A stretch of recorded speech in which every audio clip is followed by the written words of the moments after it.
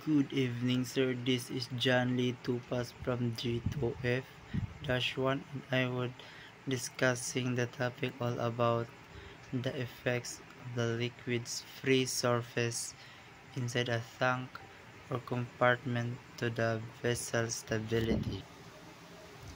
The free surface effect of the liquid within a vessel tanks significantly impact its stability. When the tank When a tank is not completely full, the liquid inside is free to move. This movement changes the vessel center of gravity, reducing its all stability. The free surface effects refers to how liquids is partially filled.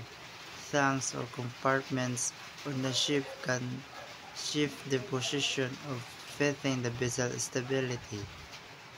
And also the free surface effect is a mechanism which can cause a watercraft to become unstable and capsizing. That's why if ang tangke is dili fully nga full and in exact point, magsigid na siya isbog.